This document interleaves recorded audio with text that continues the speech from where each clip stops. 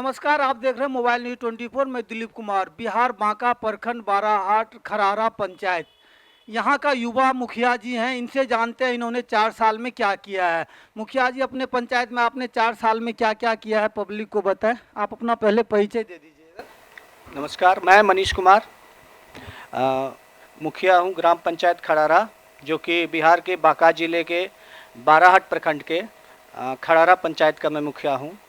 मुखिया जी, आपसे सवाल है, जो आपका 4 साल हो गया है, प्रधानमंत्री आवास कितने को दिए हैं? अभी तक 158 लोगों को प्रधानमंत्री आवास योजना का अपने समय में हम लाभ दे चुके हैं और आने वाले समय में 500 से अधिक लोगों को, जो कि बहुत सारे लोग जो भूमिहीन हैं, उनको भूमि उपलब्ध करवा के उनके लिए आवास की व्यवस्था करवा रहा हूं। और जिनको भूमि उपलब्ध है उनके लिए भी अभी हाल ही में सर्वे चल रहा था, 15 तारीख लास्ट उसका डेट था, 15 मई। तो बहुत सारे लोगों का आवास सर्वे में नाम जुड़वाने के लिए दे दिए हैं। अच्छा मुखिया जी, सुनने में आया है जो 1,20,000 प्रधानमंत्री आवास के लिए मिलता है रकम, जिसमें कि कमीशन चाहिए, कितना सच है इस पे आप थोड़ा रोशनी डालें। देखिए, मेरे मुखिया बनने से पहले अभी तक मेरे पंचायत का यही हाल था कि यहाँ से फर्स्ट किस्त आते ही लोगों का, जो बिचौलियों का है, सम्मेलन लगना शुरू हो जाता था। उनसे लाभुक से पैसे लेने के लिए कभी 20,000, 25,000, फर्स्ट किस्त में ही 25,000 रुपये ले लिए जाते थे और उनका घर बने ना बने इससे कोई मतलब नहीं रहता था। मैं जैसे ही मुखिया बना, सबसे पहले मैंने ग्राम सभा, जो कि बहुत ज़रूरी है, उस पर मैंने ध्यान देना शुरू किया। और क्योंकि लोगों के बीच से ही योजना का चयन करना और फिर योजना निर्माण में उनकी महत्वपूर्ण भूमिका होती है, इसलिए मैंने सबसे पहले ग्राम सभा पे ध्यान दिया। और ग्राम सभा को अच्छे से मैंने एक इसके लिए GPPFT का फॉरम गठन किया, जो कि ग्राम पंचायत प्लानिंग फैसिलिटेशन टीम, जिसमें कि पिरामल फाउंडेशन का बहुत बड़ा योगदान रहा इसको ये फॉरम गठित करने में। इसमें इस कमिटी में जो हमारे जनप्रतिनिधि हैं, वार्ड सदस्य हैं, पंच हैं, सरपंच हैं, इन लोगों के अलावा जो हमारे स्टेक होल्डर हैं, जो फ्रंट लाइन वर्कर्स हैं, जैसे हेल्थ वर्कर्स हैं, आशा आंगनबाड़ी वर्कर्स हैं, ANM दीदी हैं, जीविका दीदियां हैं, जो राशन डीलर हैं, स्कूल के शिक्षक हैं, हमारे जो पंचायत रोजगार सेवक हैं, इन सब लोगों के साथ मिलके मैंने एक टीम गठित किया। और होता क्या था कि लोगों को हमेशा ये रहता था कि जैसे आंगनबाड़ी में बहुत घोटाला होता है, ये सब लोग कहा करते थे। लेकिन मैंने इस पर ध्यान देने के बजाय सबसे पहले आंगनबाड़ी में प्रॉब्लम क्या है, इस पे मैंने ध्यान देना शुरू किया। तो मैंने देखा कि उनको भी बहुत प्रॉब्लम है, बहुत सारी समस्याओं का सामना करना पड़ता है। जैसे कि मुझे पता चला कि उनको जो वज़न मापने वाली मशीन रहती है, वो 5-6 साल हो गया था जो ख़राब पड़े थे। उसके लिए मैंने अपने GPDP में, जो ग्राम पंचायत डेवलपमेंट प्लान में, मैंने लो कॉस्ट नो कॉस्ट बहुत सारी बजट में मैंने उन योजनाओं को रखा और उनका वज़न मापने वाली मशीन उनको प्रोवाइड करवा रहे हैं। अभी कुछ दिन में हम प्रोवाइड करवाएंगे उनको।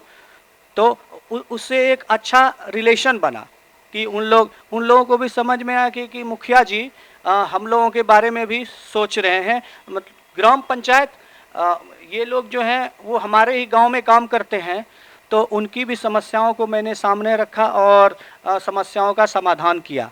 अच्छा मुखिया जी, आपका पंचायत ODF मुक्त है क्या? जनता को बताएं। मेरे हिसाब से तो अभी नहीं, क्योंकि अभी भी बहुत सारे घरों में शौचालय नहीं है और कुछ जगहों में जो कि लोग बाहर अभी भी मेरे गांव में अब हाँ शौच जाते हैं। बहुत ही मतलब दुख के साथ कहना पड़ रहा है कि अब अभी मेरा पंचायत जो है ODF में नहीं है। अच्छा मुखिया जी, नल जल का क्या व्यवस्था है आपके यहाँ? सुचारू रूप से काम कर रहा है?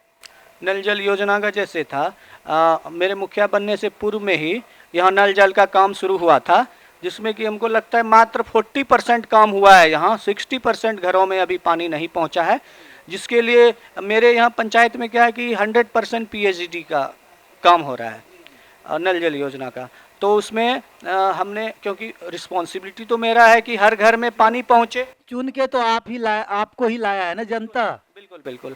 तो उसके लिए मैंने एक रिपोर्ट बना के उनको पीएचडी विभाग को दिया था, और जल्द ही जिस जिस वार्ड में अभी पानी की टंकी नहीं बनी थी उसमें टंकी का भी निर्माण होने जा रहा है, और सबके घर में पाइपलाइन का भी व्यवस्था किया जाए। अच्छा, वो आपके यहाँ नाली खरंजा का क्या सिस्टम है मुखिया जी, सफाई उफाई?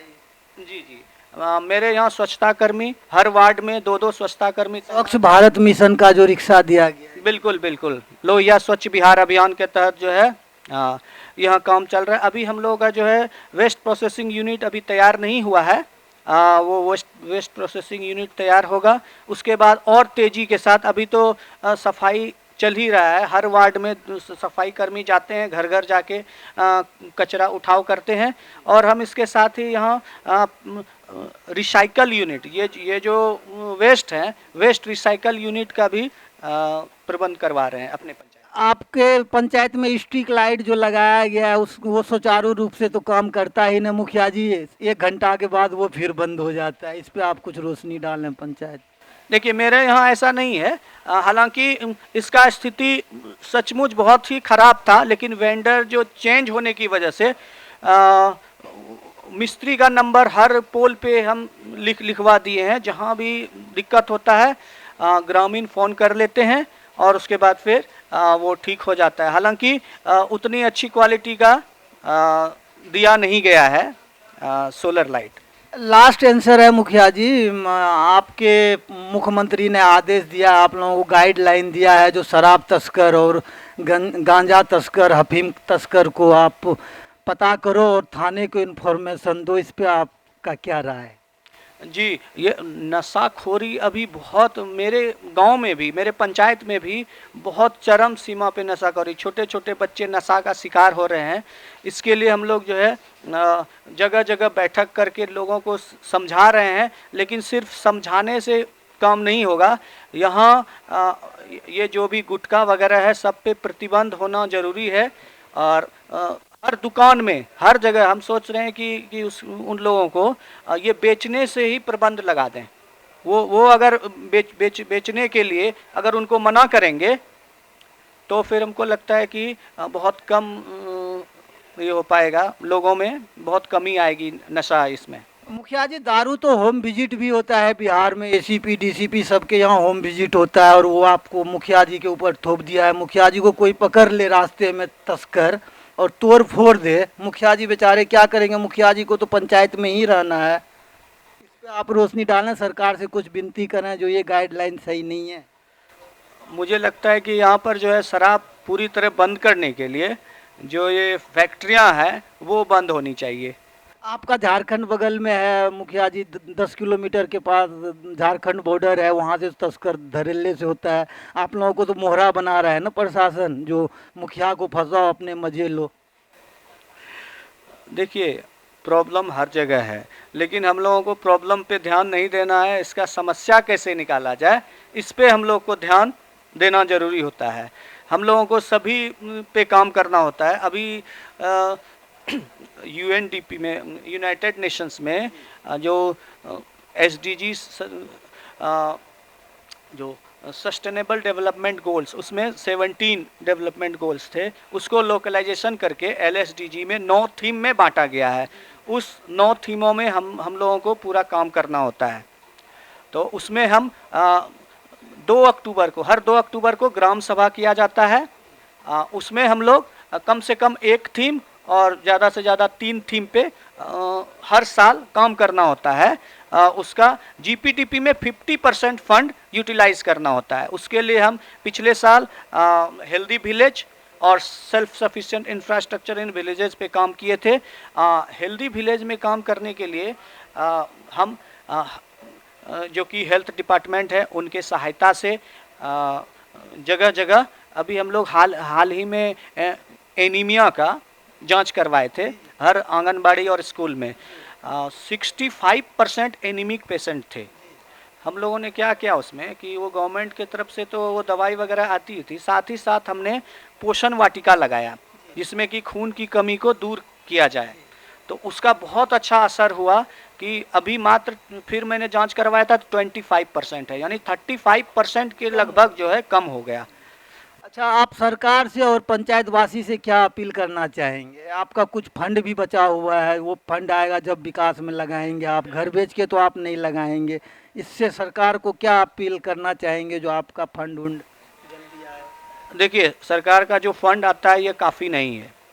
मैंने अभी तक जो है 5 राज्यों में एक्सपोजर विजिट किया है, जिससे कि मुझे ये समझ में आया कि सिर्फ ये 15वीं और षष्ठम ये पैसा काफ़ी नहीं है। हम लोगों को अपने पंचायत में ओन सोर्स रिवेन्यू जनरेट करना ही पड़ेगा।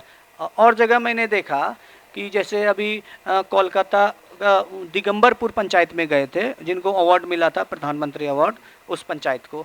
तो वहाँ मैंने देखा कि वहाँ ये जो राजस्व विभाग के तरफ से जो टैक्स कलेक्शन होता है, वो अपने यहाँ बहुत मतलब लेन देन, पैसे का लेन देन मतलब पूरा भ्रष्टाचार है। इस चीज़ के लिए मैंने देखा कि वो लोग क्या कर रहे थे कि पंचायत में ही एक टैक्स कलेक्टर रखे हुए थे, जो पंचायत के ही लोग थे, और उससे ठेके पे टैक्स कलेक्शन करके उससे पंचायत को भी बेनिफिट होता था और ये उसमें भ्रष्टाचार भी कम हो रहा था। अच्छा मुखिया जी, अब क्या मुखिया का काम यही रह गया तस्कर को पकड़ना है? और एक जमाना होता था जो मुखिया का खौफ होता था पंचायत में, एसडीओ, बीडीओ, इंस्पेक्टर, दरोगा सब आके मुखिया से पहले मिलते थे। अब तो मुखिया का ब्लॉक में चपरासी भी इज्जत नहीं करता, ये बात क्या सच है? ऐसी बात नहीं है, वो डिपेंड करता है उस मुखिया जी पे, ठीक है। हालांकि सभी मुखिया जी की इज्जत की जाती है, लेकिन वो कुछ कारणों से जो अपनी इज्जत धूमिल कर। नहीं नहीं, जो दबंग मुखिया है उसका तो सभी जगह सुनाई होता है। जो गरीब मुखिया बना है, जैसे ओबीसी से आते हैं, गरीब ही होते हैं ओबीसी सारे, तो उनका तो कुछ सुनता नहीं। मेरे पास क्लिप है मुखिया जी स्टेटमेंट का, जो ब्लॉक में धांधली होता है जी, हम लोगों को प्यून भी नहीं कहता, हमने चुनाव जीता है, 11 गांव का मुखिया हैं हम, मेरा इज्जत नहीं होता, और वो सरकारी काम में बाधित डालते हैं। पब्लिक मेरे पास आता है, मेरे पास सिर्फ सिग्नेचर का वो मिल गया है, सिग्नेचर कर सकता है मुखिया, बाकी काम ब्लॉक से होगा। देखिए, हालांकि पिछले कुछ सालों में इसके पावर में बहुत कमी तो आया हुआ है, लेकिन मुझे लगता है कि सरकार का अपना नीति होता है, उसी नीति पे काम करना होता है हम लोगों को। तो हम लोगों को खुद से बहुत पावर है, उस पावर का हम लोग यूटिलाइज करें। और जैसे कि अभी आप एक बात सही बोल रहे हैं कि ब्लॉक में जो भ्रष्टाचार हो रहा है उस पर, जैसे कि हम लोगों के यहाँ आरटीपीएस, हर पंचायत में आरटीपीएस शुरू किया गया, लेकिन उसका जब तक मेरे पंचायत का आईडी पासवर्ड नहीं मिलेगा, जब हम लोग अपने ग्राम पंचायत में काम ही नहीं कर पाएंगे, लोगों को ब्लॉक का चक्कर लगाना ही पड़ेगा, तो फिर सही कहाँ। वो सरकार के स्कीम का मतलब हमको लगता है कि ये मिसयूज होगा, क्योंकि इतने इतने पैसा खर्च करके आरटीपीएस सेंटर बनाते हैं, कंप्यूटर वगैरह सब कुछ लेना पड़ता है, और लोगों को उसका लाभ अगर नहीं मिल पाएगा वैसे, तो मुझे लगता है कि इस चीज़ पे सरकार का ध्यान आकृष्ट कराना चाहेंगे कि पंचायतों में जो आरटीपीएस सेंटर है उस पे उसको अच्छे से लागू करवाएं, और वो मॉनिटरिंग तो हम ही लोगों को करना होगा। ये जो ब्लॉक के चक्कर लगाने पड़ते हैं उन लोगों को, वो लगाना नहीं पड़े। इधर कुछ दिन पहले हम लोगों का समिति का बैठक था, उसमें मेरे पंचायत में क्या है कि पिन कोड चेंज हो गया है। पहले 813121 था, अभी 813103 हो गया है, जिसके चलते लोगों को बहुत परेशानी का सामना करना पड़ा है। मैंने वहाँ बताया कि मेरे पंचायत में ये आधार का एनरोलमेंट, परमानेंट एनरोलमेंट सेंटर दिया जाए। इसके लिए मैंने बीडीओ साहब से भी बात किया, तो वो बोल रहे थे कि प्रखंड में 3 ऑलरेडी सेंटर हैं, लेकिन मैंने उन्हें बताया कि 3 काफ़ी नहीं है, क्योंकि यहाँ से पंचायत से लोगों को वहाँ 4-5 किलोमीटर जाना पड़ता है, उसमें उनका अच्छा खासा पैसा खर्च हो जाता है। तो वो उतना पैसा खर्च नहीं हो, क्योंकि एक एक घर में 4 से 5 आधार कार्ड हैं, और सबका वो नंबर चेंज, वो पिन कोड चेंज करना होगा, उसके लिए बहुत परेशानी का सामना करना। बिल्कुल, पंचायत में ही ये सुविधा हो तो उससे भी ओएसआर जनरेट किया जा सकता है। जैसे मेरे यहाँ बहुत जगह क्या है कि तालाब तालाब जो मछली पालन होती है उसमें भी जो है मेरे यहाँ अभी उसका पैसा कहीं और जा रहा होता है। मैं चाहता हूँ कि मेरे पंचायत में जितने भी ये तालाब हैं, पोखर हैं जिसमें मछली पालन होता है, उसका भी यहाँ पर OSR मेरे यहाँ ही जनरेट हो। हाँ, यदि गवर्नमेंट को अपने पास ही रखना था सारे मुखिया का काम, जैसे नल जल हो गया, प्रधानमंत्री आवास हो गया, ODF मुक्त हो गया, स्वच्छ भारत हो गया, स्ट्रीट लाइट, सब गवर्नमेंट अपने हाथ में ले लिया है, तो फिर पंचायत चुनाव किस लिए करवाया, इतना खर्चा क्यों करवाया सरकार? इस पे आप थोड़ा रोशनी डाला, आप यंग हैं। देखिए सवाल तो पूछेंगे मुखिया जी हंसने। बिल्कुल बिल्कुल जैसा कि आप बोल रहे हैं कि ये चुनाव करना क्यों जरूरी है, चुनाव करना इसलिए जरूरी भी हो जाता है कि कोई गरीब आपके पास आएगा, आप कहिएगा मैं तो साइन कर देता हूँ, ये लेके ब्लॉक चले जाओ, वो बेचारा धक्का खाएंगे, उसका तो कोई सुनेगा ही नहीं, वहाँ पे कहेगा 100 200 400 दो, नहीं है तो जाओ घर। देखिए हालांकि इसमें क्या तो इसीलिए है ना गरीबों का प्रतिनिधि करना, आप प्रतिनिधि हैं। हाँ, आप प्रतिनिधि हैं, आप पब्लिक के चुन के लाया है आपको, तो गरीब आदमी तो आपके पास ही आएगा ना मुखिया जी। अमीर आदमी तो पिस्टल और राइफल लेके पहुंच जाते हैं और डंके के चोट पे काम हो जाता है, उनका नहीं रुकता, जो बड़े बड़े माफिया सब है, मारा तो जाता है गरीब आदमी ना मुखिया जी। इस पे आप रोशनी डालिए। नहीं, ऐसा नहीं है। मेरे पंचायत में क्या होता था कि यहाँ मेरे हमसे पहले बिचौलियों का बहुत बोलबाला था। वो तो आपके पड़ोस वाले ही मुखिया थे इससे पहले, हमें पता है, हमने न्यूज भी चलाया है, आपका पड़ोसी ही है। हाँ, मेरे पड़ोसी हैं, मेरे भैया ही हैं वो, ठीक है। लेकिन उनके काम करने का तरीका बिल्कुल अलग था। वो क्या करते थे, वो डिपेंड हो जाते थे दूसरों पे, ठीक है। अभी मुखिया हमको चुना गया है तो हम दूसरों पे क्यों डिपेंड रहें, रिस्पॉन्सिबिलिटी हमारी है, क्योंकि हर क्षेत्र में काम करना हमारी रिस्पॉन्सिबिलिटी है। लोगों को जहाँ नाला नहीं बना है नाला बनाना है, रोड जहाँ नहीं है रोड देना है, पानी की व्यवस्था करनी है। लेकिन मेरे लिए सिर्फ कंस्ट्रक्शन वर्क नहीं, क्योंकि पिछले मुखिया जी जो थे सिर्फ कंस्ट्रक्शन पे ध्यान देते थे, मैं कंस्ट्रक्शन पे तो ध्यान दे ही रहा हूँ, साथ ही साथ और चीज़ों पे ध्यान दे रहा हूँ, जो कि मेरा गांव स्वस्थ रहे इस चीज़ पे, क्योंकि स्वस्थ रहेंगे तो तन स्वस्थ रहेगा तो मन भी स्वस्थ रहेगा, तभी आगे काम होगा। तो इसके लिए मैंने इस पे बहुत काम अभी कर रहे हैं। हाल ही में फाइलेरिया का किट वितरण किया, जो कि ये लाइलाज बीमारी है, तो उसके लिए मैंने अभी अपने APHC में यहाँ पर फाइलेरिया का किट का वितरण किया। 30 फाइलेरिया पेशेंट थे जिनको कि मैंने वो सब दिया, किट दिया। मैं अभी TB मुक्त पंचायत की दिशा में भी काम कर रहा हूँ, उसमें मैं निक्षय मित्र हूँ और 6 पेशेंट के पोषण की जवाबदेही मेरे ऊपर है। चलिए, धन्यवाद मुखिया जी, आपने टाइम दिया है, बहुत बहुत धन्यवाद। आप देखते रहिए मोबाइल न्यूज़ 24।